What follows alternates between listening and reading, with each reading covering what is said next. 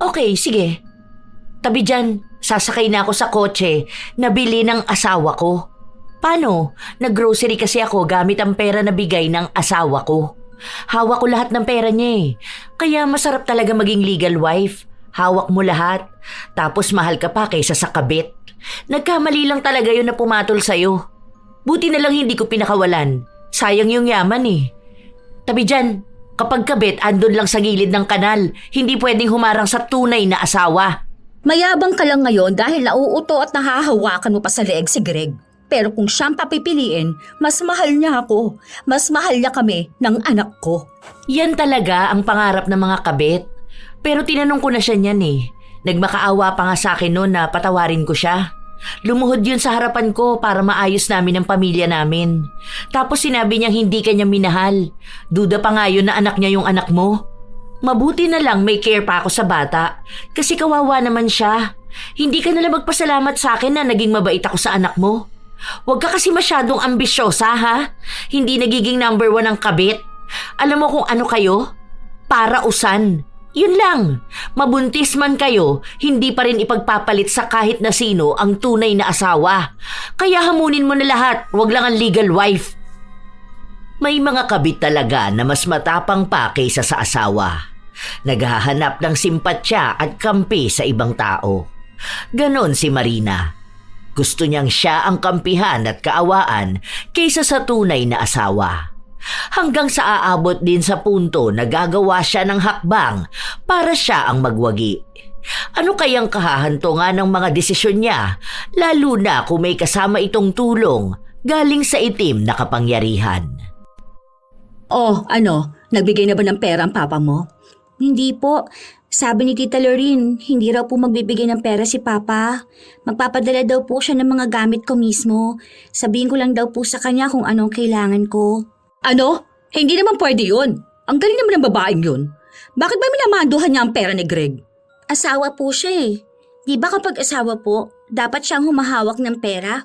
Hindi naman ganon. Anak ka naman ni Greg, no? Sa public school ka lang nga lang nag-aral dahil hindi siya papayag na sustentuhan ka kapag nasa private ka. Samantalang yung mga anak niya lahat yun nasa private. May mga sundo pa. No mga bata yun, may mga yaya. Tapos lahat ng gusto ibibigay. Tapos ikaw, tinitipid? Hindi naman pwede yun, hindi. Pupuntahan ko yun sa bahay nila. Wala po sila. Nakita ko po post ni Tita Lorene na nasa Hong Kong sila. O tapos hindi man lang tayo sinama doon? Unfair yun. Dapat naranasan mo rin yung mga ganon dahil tatay mong nagbibigay ng pera sa kanila.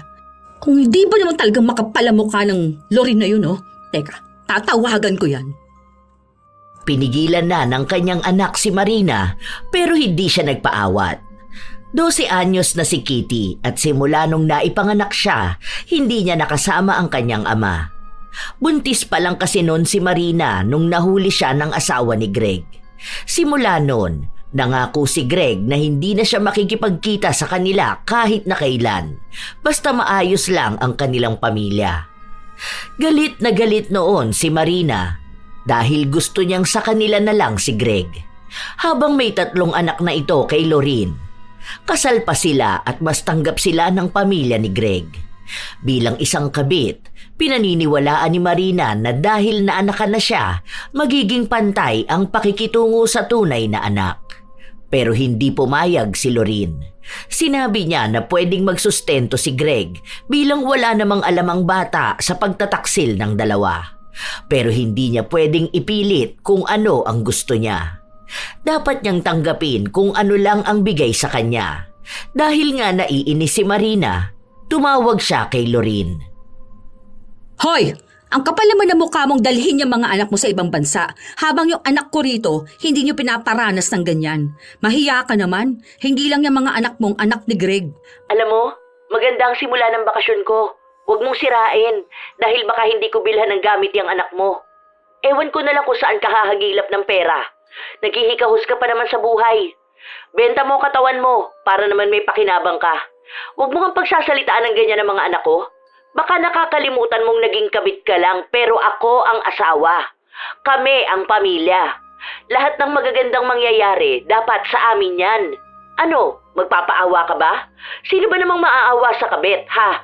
Matapang ka lang dahil sunod-sunuran sa'yo si Greg. Ay aba dapat lang. Legal wife ako eh. Kahit saan tayo makaabot, hindi ka mananalo. Kasal kami. Unang pamilya. Pati ang kanila ako ang tanggap, hindi ikaw. Kabit ka ha? Alamin mo kung saan kalulugar. Ang tapang mo no? Nasaan si Greg? Akong kakausap sa kanya. Wala, tulog pa. Napagod kami sa ginawa namin kanina. Pagkatapos kasi namin igala yung mga anak namin. Anak namin ha? O ayun, diretso kami sa kama. Siyempre, kailangan ng loving-loving. Kasi nga, asawa ako. Dinala niya ako rito para doon. Para sa ibang bansa naman kami gagawa ng isa pang anak. Buwisit ka talaga no? Akala mo ba ikaw lang ang mahal niya? Mahal niya rin ako pero papansin ka. Kontrabida ka sa amin eh. Sige, kwento mo yan eh. Kaya ikaw talaga ang bida dyan. Sige na, matutulog na ako at yakap sa akin ang asawa ko. Hindi na nakabawi ng salita si Marina dahil pinatayan na siya ng tawag ni Lorin. Mas lalo pa siyang naiinis nung pinadhalan siya ng litrato nilang dalawa na nakahiga sa kama at yakap na yakap kay Lorin si Greg. Hindi na nakapag-asawa si Marina dahil hinihintay niya pa rin na siya ang piliin ni Greg. Iniisip niya lagi na iiwan ng lalaki ang pamilya niya para sa kanilang dalawa ni Kitty. Na isang araw ay sila naman ang makakaranas ng magandang buhay. Mabait na bata si Kitty pero mahiyain, lalo na at alam sa buong lugar nila na anak siya ng nanay niya sa lalaking may asawa. Mabait naman si Lorin kay Kitty pero sadyang marami lang hiling si Marina na para bang dapat lahat ng gusto niya ay susundin din ni Greg. Ilang araw pa ang lumipas, umuwi na ng Pilipinas ang pamilya ni Lorin. Nalaman na lang yon nung pinapapunta si Kitty sa bahay ni na Lorin. Sasamahan na kita para naman makausap ko yung tatay mo at yung bruhang si Lorin. Kapal na mukha nun. Ako na lang po, ma. Hindi tayo papapasukin doon kapag dalawa tayo. Eh baka mapahamak ka pa doon. Mabait naman po sila eh. Mabait? Mabait ba yung babae na yon? Kung mabait yun, hindi ka gaganituhin. Hindi tayo kakawawain ng ganito. Di ba po, ma? Ikaw naman po yung mali. Kahit na po alam mong may asawa si Papa, pinatulan mo pa rin po siya. Alam mo may mga anak siya pero nagpabuntis pa rin po kayo. Kasi po, kahit sa school namin, sinasabi sa amin na bawal kang pumatol sa taong may asawa na. Dahil nakakahiya ang maging kabit. Mas mahal ako ng papa mo. Hindi niya lang maiwan yung si Lorin dahil lang sa kasal sila. Yun na nga po. Ako po ang nahihiya kapag inaaway niyo sila. Pati po mga anak nila. Kasi po, hindi naman po sila yung nagdesisyon na magkaroon ng iba pang anak. Huwag kang nga magsalita ng ganyan. Hindi mo pa naiintindihan yung mga pinagsasabi mo dahil bata ka pa. Ang ginagawa ko, ipinaglalaban ko lang yung karapatan mo at yung para sa pamilya natin. Hindi naman pwede yung gusto nila na kapag bibigyan ka ng sustento limitado lang. Nagpasalamat na lang po tayo kasi kahit na papaano po may nakukuha ako. Dapat kasi lahat yun para doon sa pamilya ni Papa. Nahihiya na nga po ako na manghingi sa kanya eh. Aba, hindi ka dapat nahihiya ha? Ipaglaban mong palagi na anak ka. Kung anong ginagawa ng mga anak ni Lorin, yun din dapat ang ginagawa mo. Hindi pwedeng tipirin ka. Hindi pwedeng hinaharang lahat ni Lorin. Anak ka rin. Sa edad ni Kitty, tila ba malalim na siyang mag-isip. Naiintindihan niya kung ano ang problema ng kanilang pamilya at kung bakit ganun makitungo sa kanya si Lorin. Ang mga kapatid niya, maayos naman sa kanya pero siya na lang din ang umiiwas dahil sa ginagawa na panggugulo ng kanyang ina. Kahit na anong paliwanag niya rito ay hindi siya pinakikinggan. Nung nakarating siya sa bahay ni na Lorin, nakahanda na yung mga gamit na ibibigay sa kanya. Kumpleto na yan ha? May 2 set na ng uniform. Ay oo nga pala, sandali lang. Ito isukat mo nga kung kasya sa'yo. Binili ko yan sa Hong Kong. Kasya naman po. Salamat po. Sige na, okay na yan. Umuwi ka na. May chocolate pala diyang kasama. Si Papa po? Andun, tulog. Hindi ko na ginising dahil pagod na pagod eh. Ipapahatid na lang kita hanggang sa sakayan. Ingat ka ha? Salamat po, tita. Nakayuko lang si Kitty habang naglalakad siya papunta sa gate. Nahihiya pa rin talaga siya kapag nakikita niya ang tunay na pamilya ng kanyang ama. Dahil pakiramdam niya, nagdadala lang siya palagi ng gulo. na para bang siya ang paalala ng kataksilan ng kanyang ama at ina. Kahit naman lumipas na ang panahon, ramdam niyang may malaki pa ring galit si Lorin. Lalo na at walang ibang ginawa si Marina kundi ang manggulo. Nung nasa gate na si Kitty, saka naman galit na sumugod si Marina. Ma, ano pong ginagawa niyo rito? Sabi ko po, hintayin niyo lang ako sa sakayan eh. Hindi pwede. Naiinis talaga ako eh. Kailangan ko kausapin si Lorin. Yung buwisit na babae na yan. Hoy! Lorin! Mama, wag na. Anong ginagawa mo rito? Sinabi ko sa'yo bawal kang tumapak dito sa pamamahay ko ah. Nasaan si Greg, ha? Tulog ang asawa ko. Bakit ba? Ano to? Ganito lang talagang ibibigay mo sa anak ko? Aba, baka nakakalimutan mong anak ng asawa mo to. Hindi pwedeng ganito lang kababang tingin ninyo sa anak ko. May karapatan siya. Huwag kang makapalamukha na harangin ang para sa anak ko. Aba sino ba sa atin ang makapalang muka ha? Huwag mo kong pagsalitaan ng ganyan. Nasa harapan tayo ng anak mo. Baka makapagsalita ako ng hindi maganda. Mama, tara na po. Huwag na po kayo makipag-away. Mabuti pa yung anak mo marunong mahiya. Hindi tayo aalis dito. Kailangan makuha natin yung karapatan mo. Hindi ka na nga pinalagyan ng kaparehas ng apelido ng tatay mo eh, tapos ganyan pa sila sa'yo? Hindi naman pwede yun. May karapatan ka. Anak ka pa rin. Hindi ako makikipagtalo sa mababang uri na gaya mo. 12 years old na ang anak mo. Lagi ka nagrereklamo. Anong gusto mo? Maging pantay ang lahat, ha? Oo, dahil para naman yun sa anak ko. Kung anong meron sa mga anak mo, dapat meron din ang anak ko. Magiging tagapagmana rin dapat ang anak ko. Yung anak mong babae, puro kaartehan ang binibigay mo. Sunod sa luho, tapos yung anak ko tinitipid ninyo? Matuto kang lumugar, pwede? Gamitin mo ang utak mo. Kung bobo ka, magpaturo ka sa anak mo. Mabuti pa yan kahit bata pa lang ang galing ng kumilala ng lugar niya eh. Matalino, naiintindihan kung ano yung sitwasyon. Ikaw, wala kang ibang ginawa kundi ang tumahol. Masyado mong minamanduhan si Greg. Aba natural, asawa niya ako. Nung pinapapili ko siya nun kung ikaw ba o kami ng mga anak niya, sino bang pinili niya? Kami, di ba? Nangako pa siya nun. Tapos sabi niya kahit na itakwil na niya yung anak mo. Ano? Ganito ba yung gusto mong marinig ng bata? Tapos ikaw, nakikipaghiwalay na sa'yo noon pero nagmamakaawa ka pang balikan ka. Kabit ka, ha? Baka nakakalimutan mo. Sa papel man o sa mata ng Diyos, wala kang panalo. Kahit natanungin mo yung anak mo. Sino bang tama, ha? Ang kabit o ang tunay na asawa? Huwag mo na iniibang usapan natin. Pinaglalaban kong karapatan ng anak ko, kaya mahiya ka naman. Hindi ba dapat ikaw ang nahihiya? Mas mahiya ka sa sarili mo. Ma, tama na. Tama na po. Ang dami na pong nakatingin sa atin eh. Tama na po yan. Mauwi na po tayo. Makinig ka sa anak mo. Mabuti pa siya alam niya kung ano ang ibig sabihin ng hiya eh. Turuan mo yung mama mo ha. Para kahit paano naman makaramdam ng hiya. Sa dami ng aawayin yung legal na asawa pa. Ano bang akala mo sa akin? Mahinang asawa na iiyak lang sa tabi kapag inaway ng kabit? Aba ayos ka. Lahat ng karapatan nasa akin. Tandaan mo ang lagi kong sinasabi. Kabit ka lang. Nag-eskandalo si Marina sa lugar ni Lorin, pero siya lang ang napapahiya at ang kanyang anak. Halos gusto na lang maglaho ni Kitty dahil ayaw niyang pinagtitinginan siya ng mga tao. Ang iba pa naman sa kapitbahay ni Lorin ay mga kaklase niya. Nakikita siya ng mga nanay, baka mamaya siya naman ang pagtawanan kapag nasa paaralan na. Hanggang sa makauwi sila sa bahay, hindi tumigil sa pag-iyak ang bata. Ano bang iniiyak mo dyan? Inawat-awat mo kasi ako eh. Sasabunutan ko talaga yung babae na yun eh. Nakakahiya po sa kanila eh. Anong nakakahiya doon? Si Lorin ang mahiya dahil ang kapal ng mukha niya. Huwag ka mahihiya kung alam mong nasa tama ka at may pinaglalaban ka. Karapatan mo yon, kaya hindi siya po pwedeng ganon. Yung kaklase ko dati nakita pa ako dun. Baka kapag kaklase ko ulit yun magtatanong siya sa akin ba't mo inaaway si Tita Lorin. Kapitbahay lang nila yun eh. Tinatanong niya nga ako nun kung bakit nagpupunta ako sa bahay nila Tita Lorin eh. Nahihiya ako. Tumigil ka nga dyan. Huwag ka umiyak dyan ha. Para kang tanga. Umayos ka. Huwag mo na po kasi sila awayin, Ma. Huwag ka na makipag-away kay Tita Lorraine.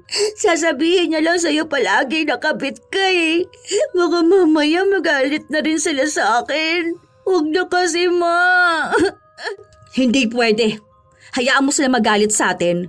Ganun talaga yung mga kontrabida sa buhay natin. Wala tayong kasalanan doon.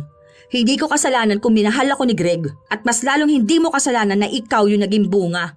Kontrabida lang talaga sa pamilya natin yung si Lorraine eh. Mali po kasi talaga yun, Ma eh. Please po, huwag na po kayo makipag-away kay Tita Lorraine. Walang ibang ginawa si Kitty kundi ang umiyak. Nung hindi nakatingin ng kanyang ina, nagpadala siya ng mensahe kay Lorraine at siya na ang humingi ng tawad sa inaasta ng kanyang ina. Nahahati ang damdamin ng bata, lalo pa at alam niyang mali ang kanyang ina. Pero hindi naman din niya kayang mapahiya ito, lalo na at ang daming tao na nagagalit sa mga kabit. May mga napapanood din siya na talagang napapahiya sa publiko ang mga babaeng nakikisawsaw sa pamilya ng iba. At iyon ang kinatatakot ni Kitty na mangyari sa kanyang ina. Ilang araw pa ang lumipas, hindi pa rin natatahimik si Marina. Minsan pa ay nagkasalubong sila ni Lorraine. Ano, ganun na lang talaga? Hindi ka naaawa sa anak ko, ha? Bakit ba ang tapang mo? Laging ikaw ang nagsisimula ng gulo. Dahil kinakawawa mo yung anak ko. Hindi ko kinakawawa ang anak mo. Wala akong ginagawa sa kanya. Ni hindi ko siya pinagsasalitaan ng masama. Hindi ko rin siya pinagbubuhatan ng kamay. Ano bang klaseng pangkakawawa, ha? Hindi pa ba pangkakawawa yung ilang beses ninyo siyang iniiwan sa bahay habang kayong buong pamilya masaya? Ni hindi siya inilalabas ng tatay niya sa mga social media niya. Hindi siya ipinapakilala sa lahat. O kapag birthday niya, hindi namin kasama ang tatay niya. Nagpapatawa ka ba talaga, Marina? Ano ba akala mo sa asawa ko? Hihiramin mo saglit tapos saka mo ibabalik sa akin? Ano bang gusto mo? Isasama kayo sa cover photo? Nasa wallpaper kayo? Para ano? Ipopost mo na happy family? Talaga bang hindi ka nahihiya, ha? Ganyan kakapal ang pagmumukha mo? Dahil yon ang karapatan ng anak ko, ang maramdaman niyang buo ang pamilya niya. Sobra na ang kahibangan mong babae ka. Kumabit ka na nga, nagpabuntis ka na rin, tapos gusto mo magkaroon ng happy family kayo? Tandaan mo tong kabit ka. Hanggat buhay ako, hindi mo mararanasan ang happy family. Ha? Hindi ko isusuko ang asawa ko. Kung pinaglalaban mo ang karapatan ng anak mo, mas ipaglalaban ko ang karapatan din ng mga tunay na anak. Wala kang malalapitan. Ide-demanda kita. Sige, go! Magdemanda ka. Mukha ba ako natatakot, ha? Sa itsura kong to? Sa estado ko sa buhay, mukha ba ako matatakot sa pagdedemanda ng kabit? Sige lang, magpakasaya ka lang. Sisiguraduhin ko sa'yo na mananagot ka sa batas. Grabe ka magpatawa, no? Kuhang-kuha mo ko eh. Sa susunod, magpaturo ka sa anak mo, ha? Mabuti na lang matalinong bata yon, hindi nagmana sa'yo. Huwag naman sana mamana yung mindset mo at pagiging kabit. Sayang na bata yon kung magiging kabit din gaya mo. Nanghihinayang nga ako na ikaw ang naging nanay nun. Dapat iba na lang, yung matino para sana hindi yun lumaking mahiyain at takot sa tao. Huwag mong dinadamay ang anak ko. Okay, sige. Tabi dyan, sasakay na ako sa kotse na bili ng asawa ko. Paano? Nag-grocery kasi ako gamit ang pera na bigay ng asawa ko. Hawak ko lahat ng pera niya eh. Kaya masarap talaga maging legal wife. Hawak mo lahat. Tapos mahal ka pa kaysa sa kabit. Nagkamali lang talaga yun na pumatol sa'yo. Buti na lang hindi ko pinakawalan. Sayang yung yaman eh. Tabi dyan, kapag kabit andun lang sa gilid ng kanal. Hindi pwedeng humarang sa tunay na asawa. Mayabang ka lang ngayon dahil nauuto at nahahawakan mo pa sa leeg si Greg. Pero kung siyang papipiliin, mas mahal niya ako. Mas mahal niya kami ng anak ko. Yan talaga ang pangarap ng mga kabit. Pero tinanong ko na siya niyan eh. Nagmakaawa pa nga sa akin noon na patawarin ko siya. Lumuhod yun sa harapan ko para maayos namin ang pamilya namin. Tapos sinabi niyang hindi kanya minahal. Duda pa nga yun na anak niya yung anak mo. Mabuti na lang may care pa ako sa bata. Kasi kawawa naman siya. Hindi ka nalang magpasalamat sa akin na naging mabait ako sa anak mo. Huwag ka kasi masyadong ambisyosa, ha? Hindi nagiging number 1 ang kabit. Alam mo kung ano kayo? Para usan. Yun lang, mabuntis man kayo, hindi pa rin ipagpapalit sa kahit na sino ang tunay na asawa. Kaya hamunin mo na lahat, wag lang ang legal wife. Gigil na gigil si Marina dahil wala siyang laban sa mga salitang binitawan sa kanya ni Lorin. Ilang araw pa ang lumipas, lagi siyang gumagawa ng iskandalo para daw maipahiya lang ang tunay na asawa. Pero kahit na anong gawin niya, hindi naman siya nananalo. Ang napapahiya lang ay ang kanyang anak. Dumating pa sa punto na umuwing may bangas sa mukha si Kitty. Oh, ano nangyari dyan sa mukha mo? Nakipag-away po ako. Nakipag-away ka? Bakit naman? Kasi po inaasar nila akong anak ng kabit eh. Totoo naman po yun, kaso kasi paulit-ulit sila. Pinapatawag ka nga po bukas. Sinong gumawa niyan sa'yo? Si Laika po, yung anak ni Ate Susan. Ah, ganon? Aba teka, susugurin kong babae na yon. Ayos siya, bakit hindi niya turuan ang anak niya? Mama, wag na po. Baka po dumami lang lalong kaaway ninyo. Ay, hindi! Wala akong pakialam kahit na sino pa sila. Makikipag-away ako para sa'yo. Kung si Lorin nga yung naaway ko ibang tao pa kaya? Ang lakas ng loob nilang saktan ka at pagsabihan ng kung ano-ano. Totoo naman po nakabit kayo eh. Pwede po tama na. Sinasabi nila sa akin na nagpupumilit kang mang-agaw ng pamilya kasi malungkot yung pamilya natin. Dahil daw po walang nagmamahal sa atin. Kahit daw po tatay ko hindi ako mahal. Masakit po yun na marinig, Ma. Kaya wag ka na po makipag-away sa kanila. Saka tama na po yung pakikipag-away ninyo kay Tita Lorin. Hindi pwede yun. Huwag ka mag-alala. Magiging masaya naman talaga ang pamilya natin. Makakabawi rin tayo. Makakasama din natin ang papa mo. Totoo naman talaga yung sinasabi ko na tayo ang totoong mahal ng papa mo Hinaharang lang talaga siya nung walang hiyang Lorin na yun Dapat tayong masaya Dapat tayong mayaman, hindi siya. Kahit naman po anong sabihin natin, mas tama pong makasama ni Papa ang tunay niyang pamilya. Huwag na po natin silang guluhin. Dapat po tayo yung manahimik. Kasi po tayo naman po yung sabit lang sa pamilya. Umayos ka nga! Kung ano-anong pinagsasabi mo hindi mo nga maintindihan yung mga ganyang bagay. Bata ka pa. Wala ka pang alam sa pagmamahal at sa pakikipaglaban sa karapatan. Kahit na umabot pa sa gulo, ilalaban natin kung anong dapat na para sa atin. Laging nagmumukhang masama ang taong matapang. Maging masama na ako sa paningin nila. Pero hindi ako papayag na hanggang dito lang tayo. Babawin kong para sa atin. Ang para sa'yo at para sa pamilya natin. Mama, wala naman po kayong babawiin Kasi po una sa lahat, hindi po sa atin si Papa. Kanina po, may klase kami sa values. Tungkol po sa pang-angkin ng hindi iyo o ang pagnanasa po ng pag-aari ng iba. Para lang po yung si Papa Hindi po natin siya pwedeng angkinin kasi po hindi po siya sa atin. Makinig ka mabuti sa akin ha. Sa atin ang papa mo. Tayo ang tunay niyang pamilya. Tayo ang mahal niya, okay? Huwag kang maniwala sa sinasabi ng mga madre na yan. Hindi natin kinukuha ang pag-aari ng iba dahil tayo ang inagawan. Kahit na anong sabihin ni Kitty sa kanyang ina, hindi talaga ito nakikinig sa kanya. Pinagpipilitan ni Marina na sila ang tunay na mahal ni Greg. Lumipas pa ang mga araw, sumapit ang kaarawan ni Greg. Kapag ganun, lumalabas silang buong pamilya. Kumakain kasama ang mga magulang ni Greg o kaya minsan ay ang mga kapatid nito, lalo na kapag umuwi sila sa Pilipinas. Katulad na lang ng araw na yon. Bilisan mo na dyan, suotin mo to. Bakit po? Saan po tayo pupunta? Sa papa mo. Birthday ng papa mo ngayon. Pupunta doon yung lolo't lola mo, tsaka yung mga tito at tita mo. Mag-bless ka sa kanila ha kapag nakita mo sila. Pupunta po tayo doon? Bakit po? Hindi naman po tayo pinapupunta doon, di ba? Malamang, hinarang lang yun ni Lorin. Kaya nga tayo pupunta para makita tayo ng papa mo at para naman maging masaya siya. Tayo ang kailangan niya. Tayo yung gusto niyang makasama. Wala lang choice dahil minamanduhan siya nung epal na Lorin. Ayoko po, Ma. Hindi po ako pupunta. Hindi naman po sinabi ni Papa o kaya ni Tita Lorin Dito na lang ako sa bahay. Hindi pwede. Sasama ka sa akin.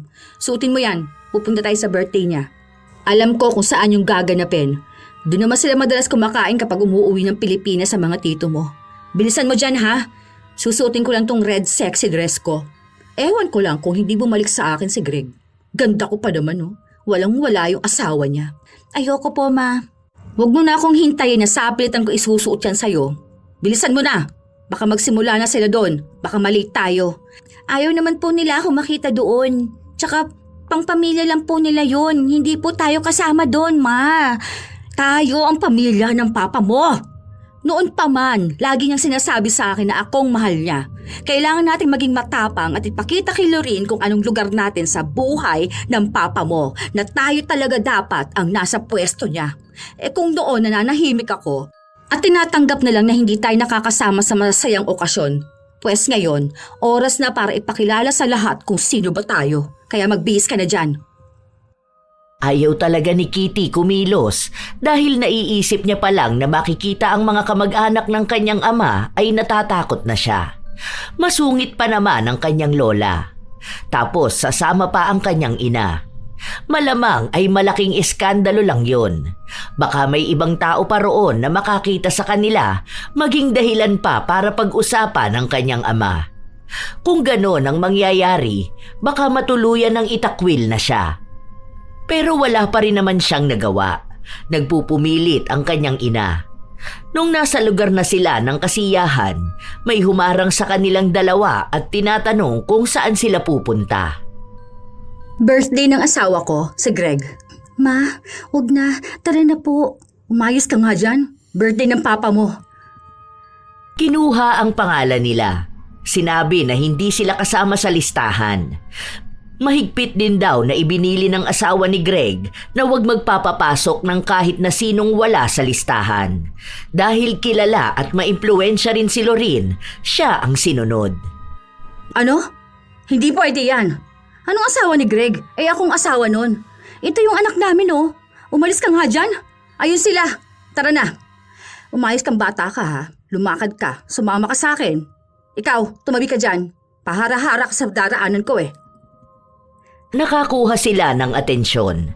Nasa mamahalin at pangmayaman silang kainan, pero litaw na litaw ang kakaibang pag-uugali ni Marina na hindi bumabagay sa lugar.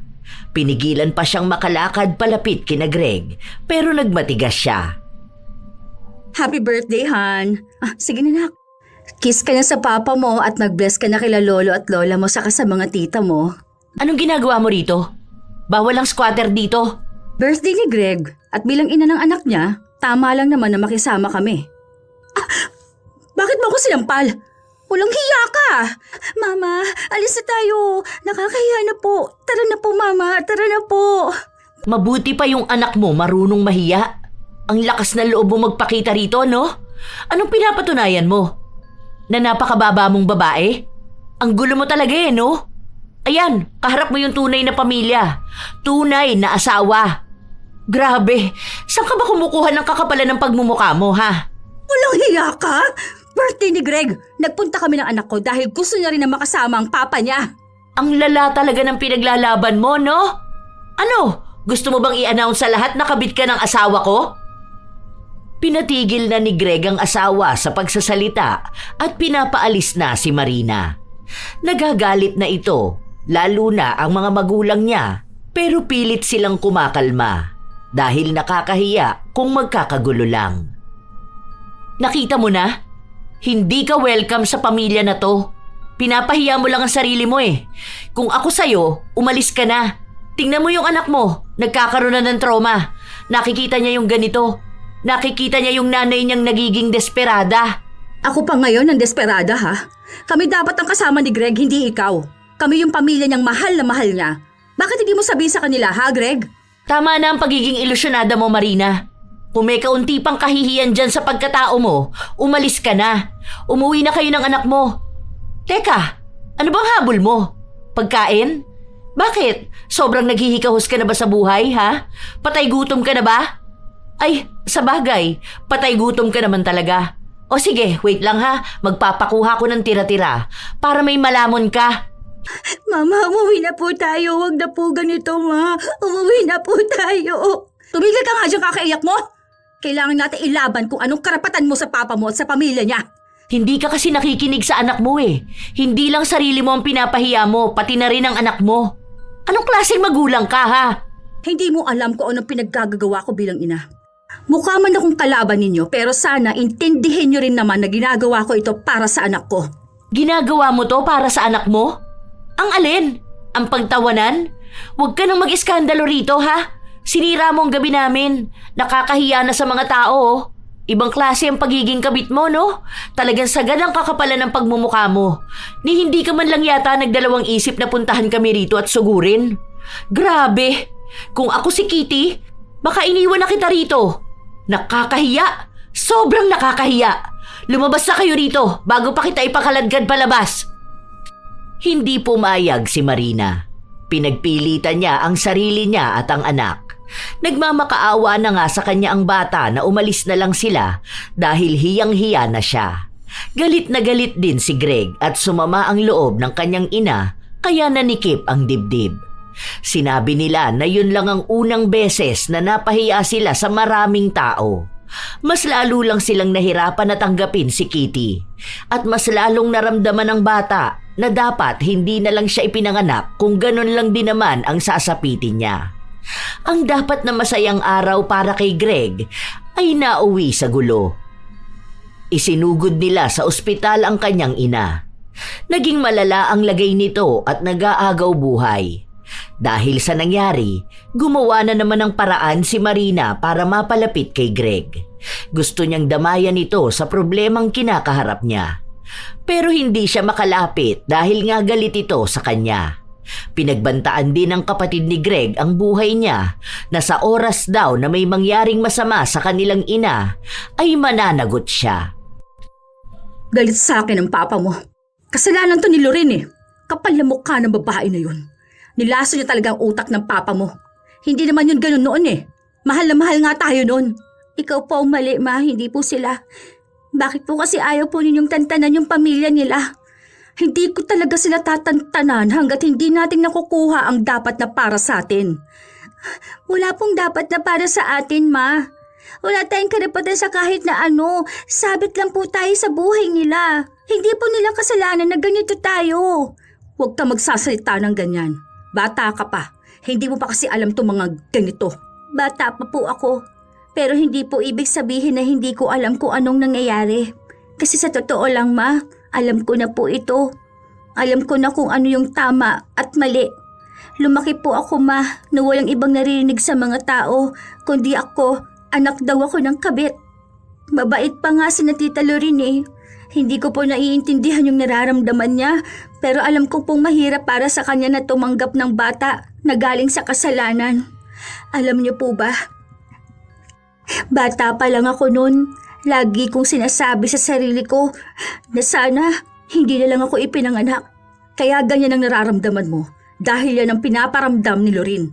Binuo ka gamit ang pagmamahalan namin ng papa mo. Kaya dapat makuha mo ang para sa'yo. Mas deserve mo ang buong pamilya. Hindi po ako naniniwala dyan, ma. Kasi hanggang sa paglaki ko, bit-bit ko na yung lagi nilang sinasabi sa akin na anak ako ng kabit. Huwag kang magpapaniwala sa mga tao na yun. Tigilan mo ko ha. Kapag may isip ka na talaga, maiintindihan mo ako kung bakit ko ito ginagawa. Dahil para sa'yo tong lahat. Para po yan sa inyo lang, ma. Kasi po hindi ko naman po hinahanap ang papa ko eh. Kayo pong naghahanap palagi kay papa. Mas tanggap ko po yung tayong dalawa lang at maging tahimik. Hindi yun pwede. Dapat buong pamilya natin. Hayaan mo.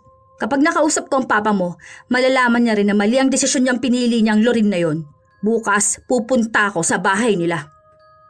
Hindi pa man umaabot kinabukasan, mismong si Lorin na ang nagpunta sa bahay nila. Dahil sa ginawa nito, nagsilabasan na naman ang mga taong makikinig sa magiging usapan ng dalawa. Kilala kasi nila si Lorin, lalo na nung nagpunta ito roon para hulihin si Marina. Kahit kasi alam na ng lahat na kumabit siya, hindi umalis si Marina sa bahay niya. May paninindigan siyang malinis siya at hindi siya kumabit. Sadya lang daw talaga na huli silang nagkakilala ni Greg. Anong kailangan mo ha? Isusuko mo na ba si Greg? Sa totoo lang, si Greg mismo ang nagpapunta sa akin dito. Ano? Mas panalo ako, di ba? Hihingi ka na ba ng tawad sa akin? Hindi. Pinapunta niya ako para kausapin ka dahil galit na galit sa'yo ang pamilya niya. Ayaw na niyang makikita ang pagmumukha mo at ang anak mo. Hindi ako naniniwala sa'yo. Gumagawa ka na naman ng paraan para mailayo sa amin si Greg. Alam mo ba kung anong kahihiyan ang ginawa mo? Ipinaglalaban ko ang pagmamahalan namin. Sinira mo yung pangalan niya. Sinira mo lalo ang imahe niya. Maayos na siya matapos kong linisin lahat ng kalat niyong dalawa. Kaso, ikaw tong walang hiya na pilit ng pilit. Marina, ilang beses bang ipapamukha sa'yo ng mundo na kabit ka lang? Hindi ka pipiliin ni Greg. Hindi niya kami iiwan para sa'yo. Kahit na anong gawin mo, parte pa rin kami ng buhay ni Greg. Hindi niyo yun mabubura. Pero si Greg na mismo ang nagsabi na hindi kayo parte ng buhay niya. Kahit ang anak mo. Alam mo ang ibig sabihin nun? Tinatakwil na niya maging ang anak mo. Oo, tama ang narinig mo. Sa kanya mismo galing yun. Ang sabi niya pa sa akin, hindi na siya magsusustento sa bata. Hindi na siya magbibigay ng kahit na magkano. Hindi pwede yun. Hindi sa akin ang galing yun. Pero depende pa yun. Ako kasi naaawa ako sa anak mo sa totoo lang. Gusto ko nga siyang kunin sa iyo eh. Pero may kondisyon yun. Hindi ka na magpapakita sa kanya. Pero at least kasama niya ang tatay niya at magkakaroon siya ng magandang buhay. Buti na lang ako ang asawa ni Greg. Kasi kung ibang babae, pati anak mo kawawa. Mas lalong hindi ako papayag na walang makukuhang sustento ang anak ko. Sige, idadaan ko to sa legal na proseso. Idedemanda kita para makulong ka. Ay go! Sinabi ko na sa'yo na wala akong kinatatakutan, di ba? Kung gusto mo ng usapang legal, lalaban ako dyan. Kasi mas marami akong karapatan kesa sa'yo. Sige lang, maghihintay ako ng patawag mo sa korte. Maghintay ka na lang din ng tamang panahon kung kailan huhupa ang galit ni Greg. Baka may chance ulit ang anak mo na tanggapin niya. Ikaw naman ang may kasalanan nun eh. Lahat ng nangyayari sa inyo ng anak mo, ikaw ang may gawa. Bakit ka kasi pumayag na maging kabit, no? Tapos naging matapang ka pa. Kahit lumapit ka kay Tulfo, baka mapahiya ka lang sa lahat ng tao. Milyong tao ang tatawa sa'yo. Kapwa mo kabit lang naman ang kakampi sa'yo eh. Wala kang awa. Wala kang puso. Ina ka rin naman, di ba? Gusto mo bang ganito ang mangyari sa mga anak mo? Ay, hindi mo ako pwedeng pagsalitaan ng ganyan. Ina ako, asawa. Nung nalaman ko ang ginawa nyo, hindi mo alam kung paano ko tanungin ang halaga ko. Kung paano ako magalit at umiyak. Hindi mo alam kung paano ako kumapit para sa mga anak ko. Hindi ikaw ang biktima. Dahil parehas tayong babae pero hindi mo inisip kung anong mararamdaman ng kapwa mo kapag naging kabit ka ng asawa niya. Ni hindi kita nakitaan ng pagsisisi, di ba? Ang tapang mo pa. Kaya dun ko napagtanto na hindi ako ang may mali, kundi kayong dalawa ni Greg. Pero nakita ko ang pagbabago niya. Nakita ko ang pagbawi niya sa pamilya namin. Ikaw, naging mas lalo kang desperada. Buti nga wala akong pinagawa sa'yo. Buti nga nag-alala pa ako sa anak mo eh. Hindi ko yun dapat ipagpasalamat sa'yo. Aba nako, hindi ko rin naman hinihingi ang pasasalamat mo. Ano bang akala mo? Naghihintay ako ng sorry? Ng thank you? Hindi. Pero ito na yon. Dumating na sa punto na maging si Greg ayaw na sa anak nyo. Kasalanan mo yun. Wala kang ibang dapat nasisihin kundi ang sarili mo. Tandaan mo, wala akong inaagaw sa'yo dahil una pa lang walang sa'yo. Kahit na anong gawin mo, hindi mo pwedeng ipantay ang kabit sa tunay na asawa. Hindi na naghintay pa ng sagot si Lorin dahil kusa na rin siyang umalis. Iisa lang din naman ang pinasya niya kaya siya nagpunta ron.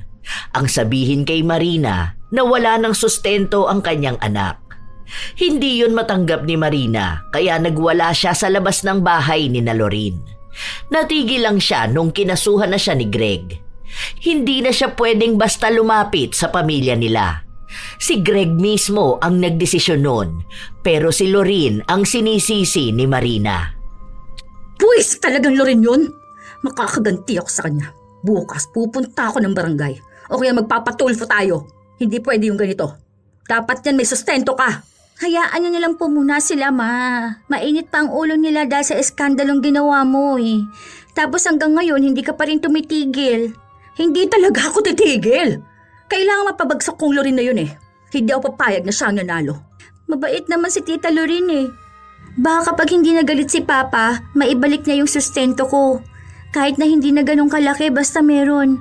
Hindi ka pwedeng masiyahan lang sa kakarampot na ibibigay sa'yo. Mayaman sila, maraming pera ang papa mo. Kung yung mga anak nga nila na ibibigay ang lahat ng luho tapos ikaw, papayag ka sa kakarampot na ibibigay sa'yo? Hindi ako papayag sa ganun. Dapat kung anong meron sa kanila, meron ka rin. Ma, pwede po ba tumigil na po kayo? Maawa naman po kayo sa akin Kaya ko nga ito ginagawa di ba? Dahil naaawa ako sa'yo. Napapahiya na po tayo. Huwag niyo naman na po lalong ipahiya pa, Ma. Kasi nahihirapan na po ako. Tigilan niyo na po sila. Kasi kahit naman po anong gawin ninyo, hindi niyo daw sila matatalo Sasabihin lang nilang sila ang tunay na pamilya. Doon pa lang po, talo na tayo, Ma. Kaya tama naman na po. Tumahimik ka dyan Hindi po pwede yon. Walang matatahimik sa amin. Ipaglalaban ko yung pamilya na para sa atin. Hindi talaga tumigil si Marina kahit na anong pagmamakaawa ng kanyang anak. Lumapit siya sa mga ahensya para maidemanda si Lorin bilang siya ang tinuturo niyang pumipigil para mabigyan ng sustento ang bata at gusto niyang makulong dahil lang sa inagaw daw si Greg. Ang ibang nakakarinig ng kwento niya, tumataas ang kilay sa kanya. Anong kailangan muna ng patunay na anak ni Greg ang anak ko? Anak nga namin yon. Magkamukha nga sila Gusto mo bang ipakita ko yung picture, ha? Hindi lang naka-apelyido yung anak ko. Hindi kasi kayo nakikinig sa akin Tsaka gusto kong ikulong yung Lorin na yon. Makapal ang mukha ng babae na yon. Kinukuha niyang lahat ng pera ni Greg. Tapos yung mga anak niya spoiled. Lahat ang gusto na ibibigay. Ayan. Tingnan mo, nasa ibang bansa na naman sila. Tapos yung anak ko andun lang sa bahay. Unfair yon para sa amin. Pamilya rin kami. Dapat kasama rin kami sa ibang bansa. Gawan niyo yan ng paraan para maidemanda ko si Lorin. Ang daming proseso na pinapagawa sa kanya. Dahil wala naman siyang malaking pera, hindi niya maasikaso ang iba. Wala namang tumutulong sa kanya. Nanghihingi siya ng tulong sa ibang tao pero pinagtatawanan lang siya. Sinasabi sa kanya na baka nababaliw na siya. Sino ba naman daw ang magkakaso sa legal na asawa? Kabit lang daw siya. Kahit na sa batas, hindi pakikinggan ang pagpapaawa niya. Hindi na lang daw siya magpakumbaba kaysa kinakalaban niya ang mismong asawa. Kung para daw yon sa anak niya, tanggapin niya kung ano lang ang kayang ibigay. Huwag niyang ipilit na danasin ng bata ang marangyang dinaranas ng mga tunay na anak. Dahil sa ginagawa ni Marina, wala ring ibang ginawa ang kanyang anak kundi ang umiyak. Halos hindi na ito makakain. Hindi na rin lumalabas ng bahay dahil siya ang nahihiya. Hindi nakikihalubilo sa iba at lalong walang kaibigan. Kinakahiya na rin ni Kitty, maging ang kanyang sarili. Isang hapon, walang gana kumain ng bata, kaya pinagalitan siya ng ina. Ubusin mo yan. Magsasayang ka lang ng pagkain, ha? Wala nga po akong ganang kumain, Ma. Bakit hindi ka na pumapasok, ha? Anong ginagawa mo? Ayoko na po mag-aral. At bakit? May nangaaway ba sa'yo? Di bang sabi ko huwag kang magpapaapi sa kahit na sino? Kapag inaway ka nila, awayin mo rin sila? Hindi naman po ganun yun, Ma. Ang gulo po kasi ng utak ko. Gusto ko dito lang po ako sa bahay, magtatago. Feeling ko kapag nakatingin sila sa akin, pinagtatawanan nila ako Parang kahit na hindi nila sinasabi, naririnig ko na pinag-uusapan nila yung mama ko, kabit. Tapos, mas matapang pa. Huwag kang magpapaniwala sa sinasabi nila. Kumain ka dyan. Lumipas ang mga araw, walang nangyayari sa ginagawa ni Marina. Kaya mas lalong nagagalit siya dahil ipinapakita talaga ni Lorin na masaya silang pamilya. May mga video siyang pinopost kung saan nakikita na maayos silang mag-asawa at maging ang kanilang mga anak. Lahat ng mga bagay na gustong maranasan ni Marina. Talagang pinapamukha sa kanya kung anong pamilya ang hindi niya mararanasan. Dahil sa sobrang galit niya, naisipan na lang niyang ipakulam ang buong pamilya ni Lorin, maliban na lang kay Greg. Yun ang paraan na naiisip niya para lang makuha niya ang lalaking inaasam. Pinuntahan niya ang mangkukulam na nakilala niya lang online. Oo na, ikaw nang bahala. Kahit na yung pahihirapan muna silang lahat Ayan yung picture nila. Itong lalaki na to, Yan yung wag mong gagawa ng ritual, ha?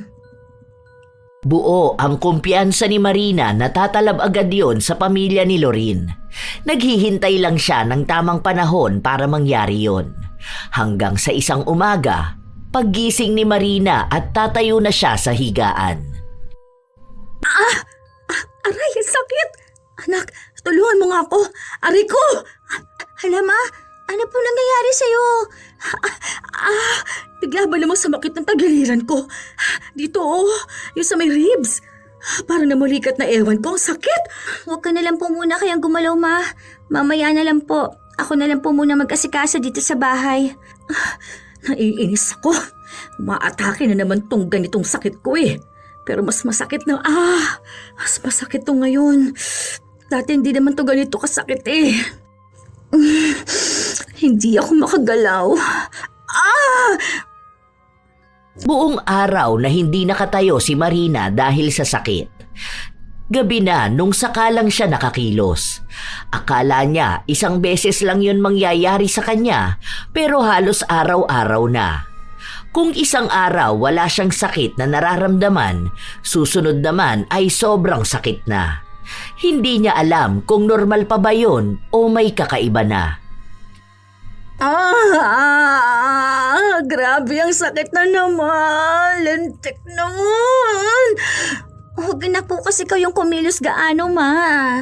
Ito, inom po muna kayo ng gamot. Paano po kaya kung pumunta na tayo ng doktor? Hindi. Mahal nun. Aray! Puwisit! Abot mo ang cellphone ko, nak. Sandali lang po. Bakit kaya kapag gabi wala ka namang sakit? Paano yun? Gabi ka lang po makakakilos? Gusto mo na po ba kumain? Mamaya na lang kapag hindi na to masakit. Sige na, kumain ka na doon. Mamaya na lang din po ako kakain. Hindi pa naman po ako nagugutom. Papasok ka pa sa school. Ayoko na po muna mag-aral, ma. Dito na lang muna ako. Aalagaan po kita. Pumasok. Sakit. Kainis naman talaga. Huwag na po kasi kayo masyadong gumalaw, ma. Baka mamaya hindi na matanggal yung sakit mo eh.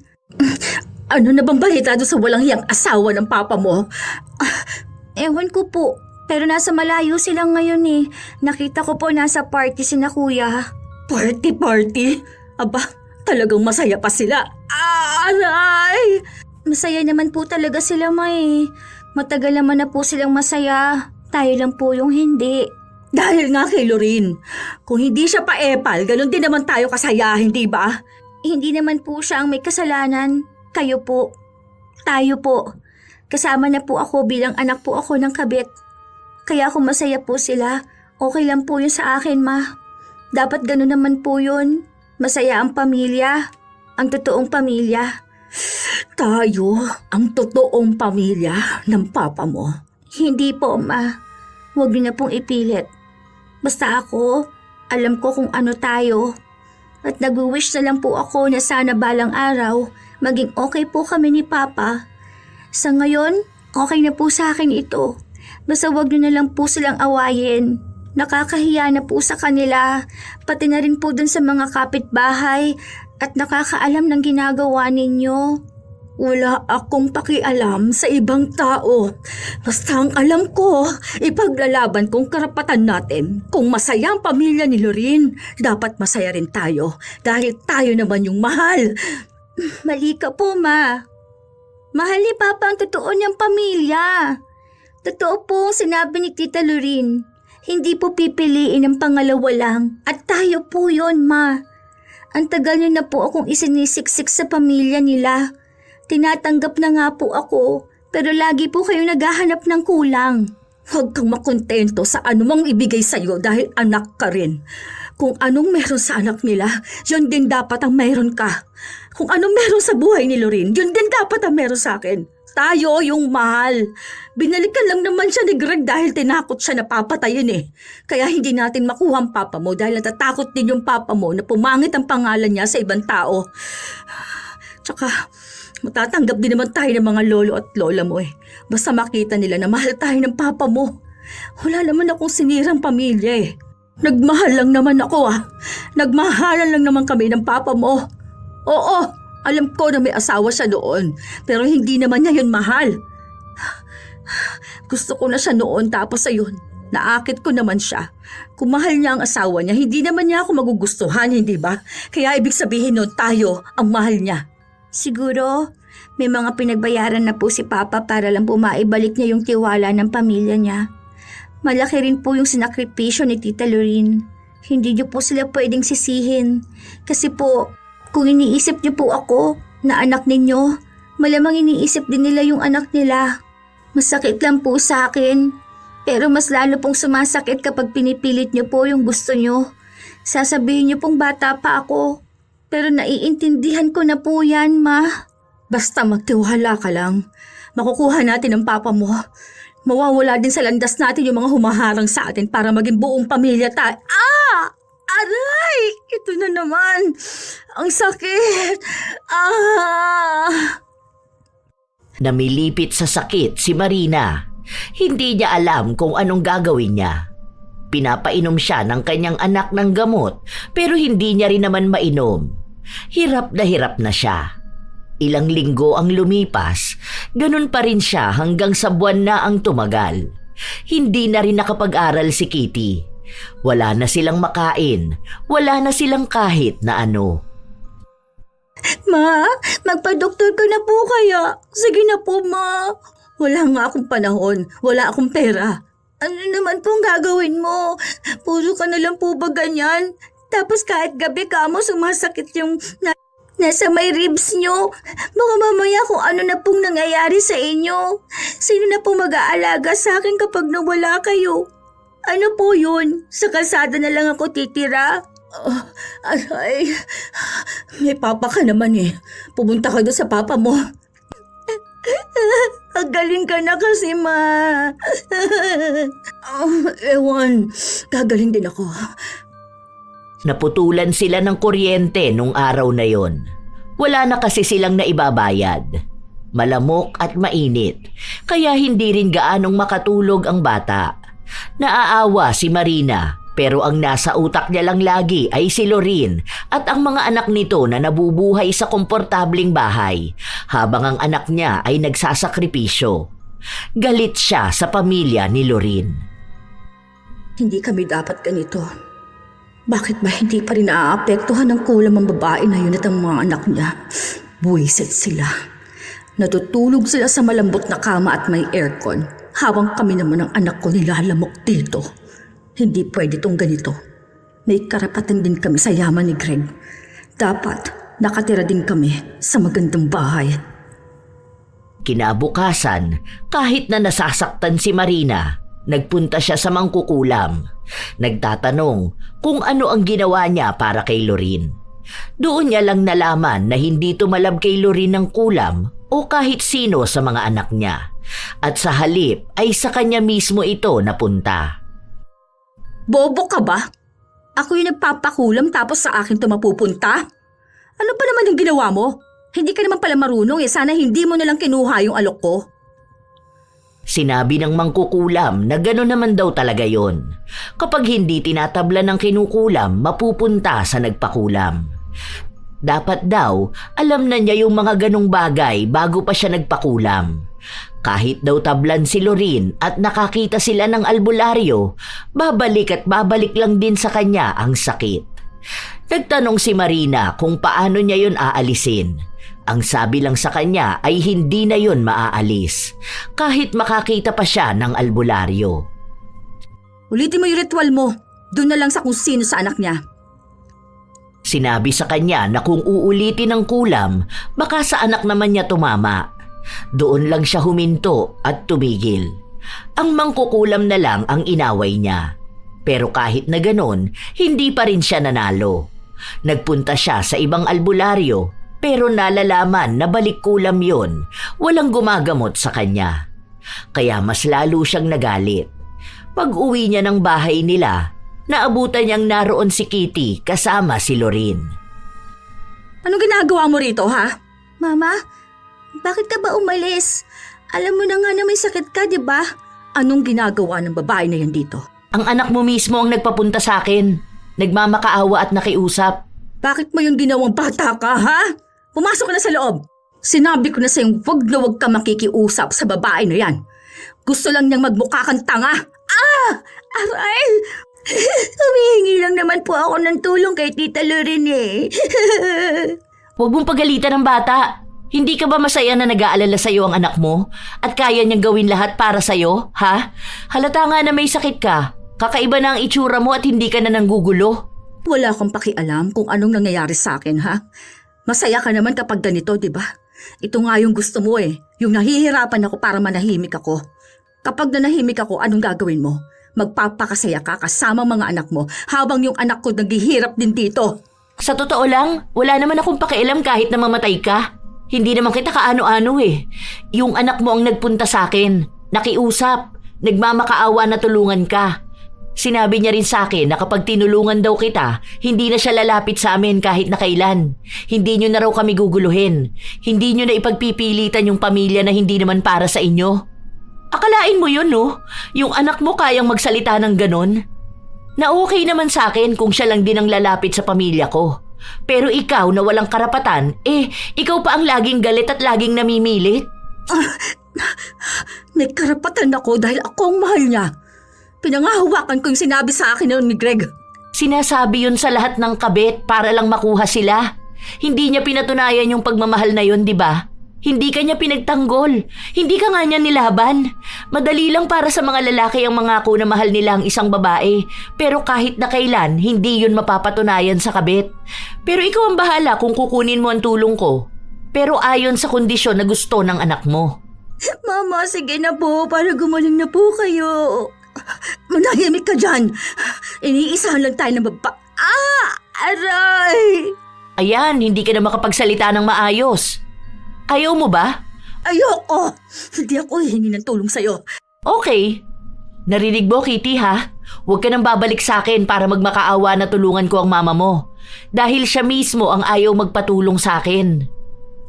Noong umalis na si Lorraine, pinagalitan ni Marina ang anak. Sinabi nito na kahit na anong mangyari sa buhay nila ay wag na wag siyang hihingi ng tulong kay Lorraine. Umiyak lang si Kitty habang paulit-ulit na sinasabi na naaawa kasi siya sa ina. Iisa lang naman ang gusto ng bata, ang makitang ligtas ang ina, kahit patuluyan na siyang baliwalain ng ama. Pero hindi yon ang nakikita ni Marina. Nasa kalooban niya pa rin ang pagkakaroon ng buong pamilya kasama si Greg. Umabot ng ilang buwan ang kalagayan ni Marina. Nangayayat na siya. Walang-wala na sila.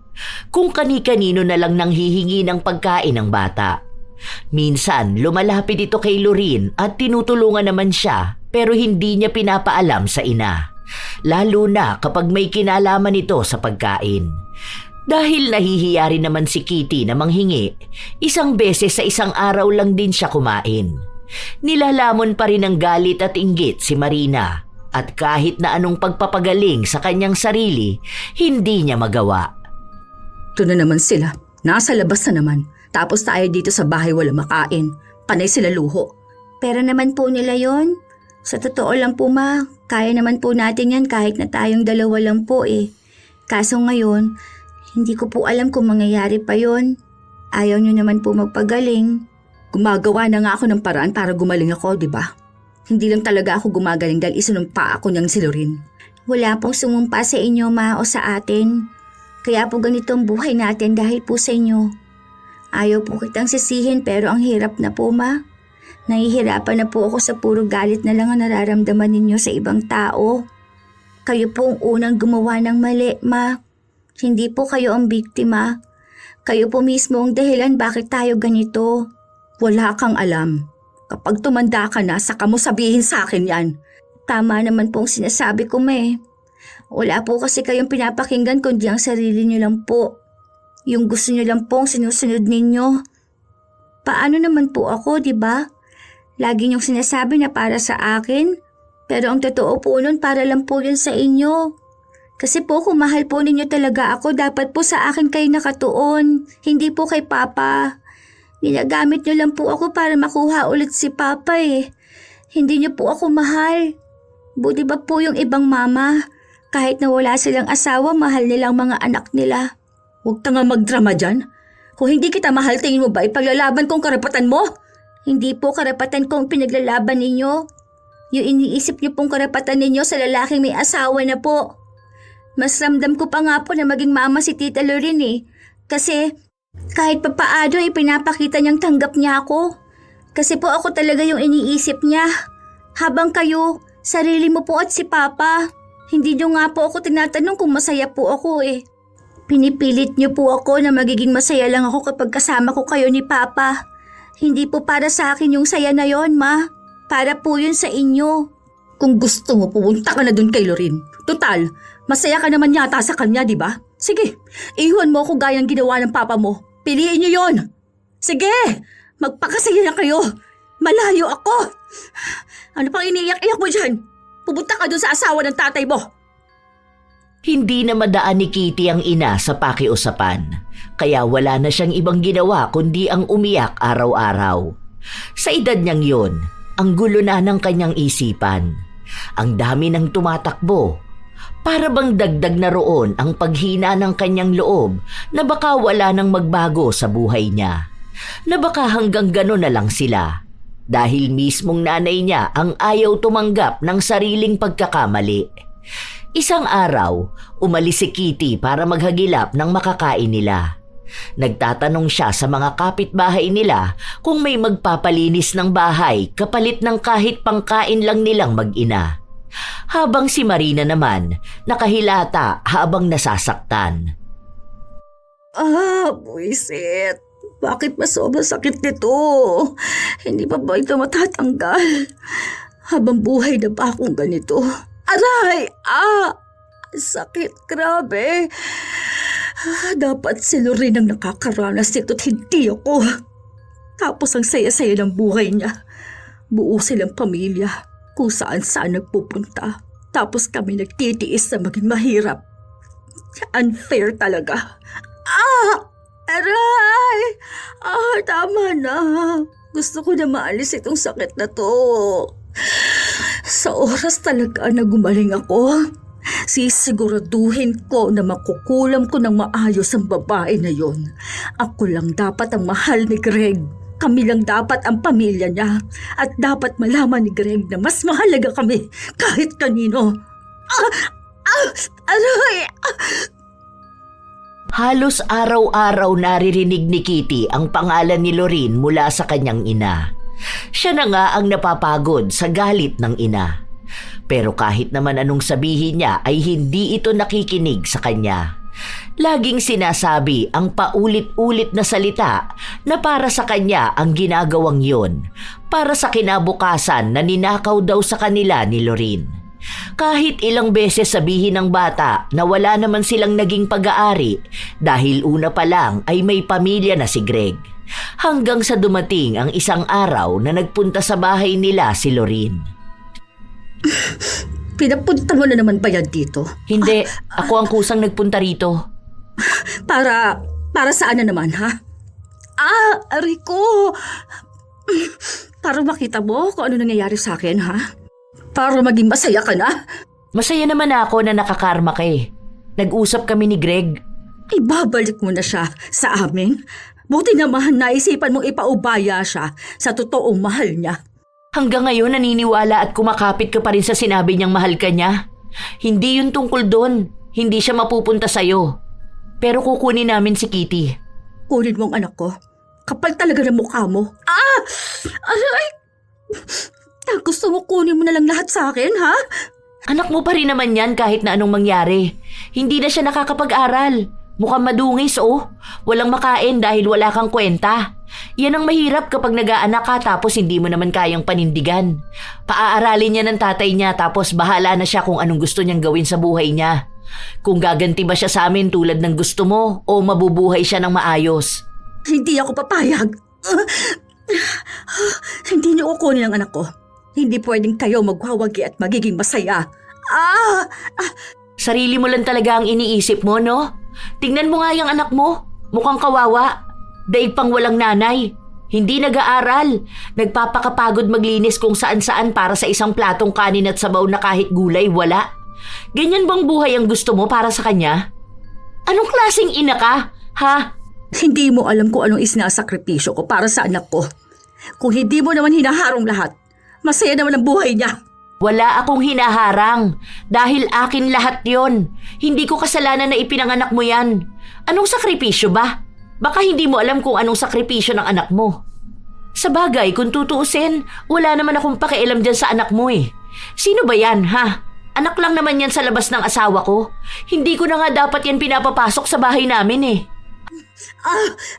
Anak yun ni Greg sa babaeng mahal niya. Hanggang ngayon ba buhay na buhay pa rin sa'yo ang ilusyon na mahal ka ng asawa ko? Oo, dahil kami naman talaga ang mahal. Ang mahal niya! Aray! Ang tigas mo pala talaga, no? Well, sige. Kung gusto mo ng ganyan, okay lang. Hindi naman anak ko yung nahihirapan eh. Anak mo naman. Teka lang po, Tita Lorin. Sasama po ako sa'yo. Ano? Sasama ka sa babae na yan? Bakit? Iiwan mo rin ako gaya ng papa mo? Mahal pa rin naman po kita, Mama. Pero gusto ko po magkaroon ng magandang buhay. Para po sa atin, Ma. Para po mapagamot na kita. Para po magkaroon na tayo ng pagkain palagi. Gusto ko po mag-aral para maging doktor ako. Para po ako nang mag-aalaga sa inyo. Tanga ka talaga! Inuuto ka lang ng babaeng yan. Nagpapaniwala ka naman sa kanya. Gusto lang niya akong asarin para maipakita sa akin na talunan ako. Ha? Masyado ka naniniwala sa kanya. Hindi ka aalis. Wala akong sinasabi sa anak mo. Wala akong pinaniniwala sa kanyang kung ano-ano. Hindi ko naman kukunin yung anak mo. Wala akong pakialam dyan kung mamahalin niya kami o anuman. Iyo pa rin yan. Naaawa lang ako dyan dahil baka mapariwara ang buhay niyan gaya mo. Baka mabuntis yan na maaga dahil walang gabay ng magulang. Sorry po, Mama. Gusto ko lang po talaga mabigyan ka po ng magandang buhay para po maging masaya na tayo. Hindi ko po kayo mapapasaya ngayon dahil gusto niyo po si Papa lang eh. Pero ako po, mahal na mahal ko po kayo. Pero kailangan ko po muna kayong iwan, Mama. Kailangan ko po mag-aral para mas makatulong ako sa inyo. Si Papa at Tita Lorin lang po ang may kakayahan nun. Sorry po, Mama. Pinipigilan ni Kitty na umiyak. Sobrang bigat ng puso niyang iiwan ang kanyang ina na gano'n ang kalagayan. Nakakakilos naman si Marina kahit na paano, pero pahinto-hinto dahil nga biglang may nananakit sa tagiliran niya.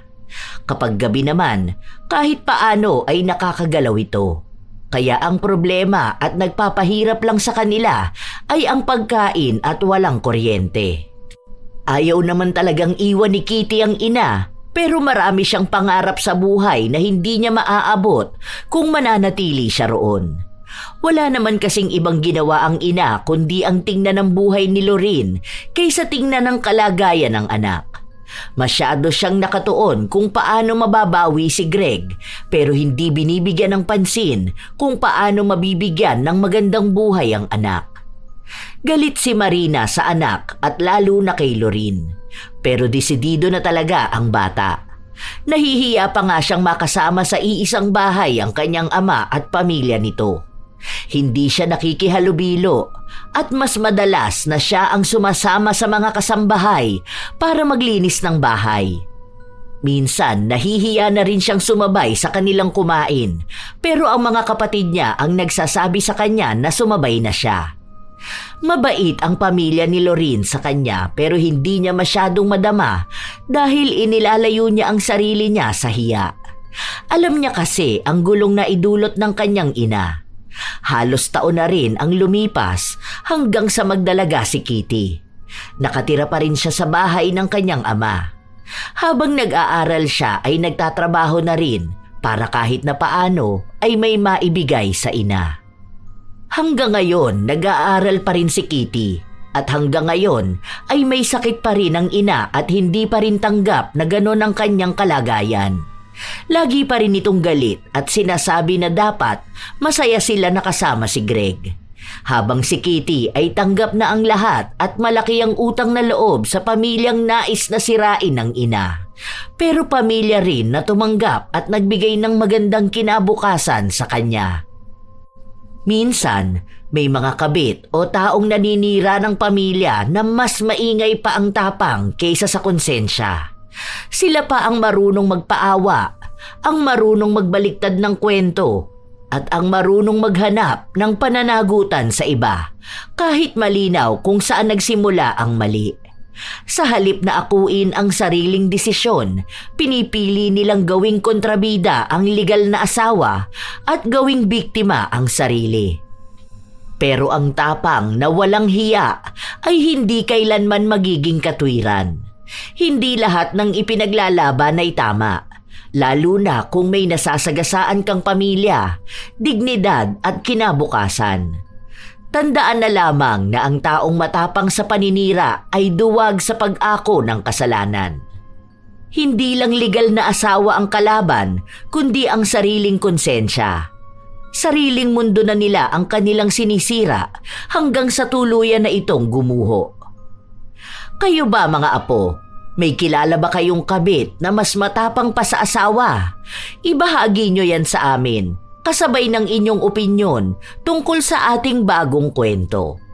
Naway nakapaghatid ito ng magandang aral sa inyo. Shout out sa ilan sa mga masusugid na tagapakinig ng mga istorya ni Lola Telang.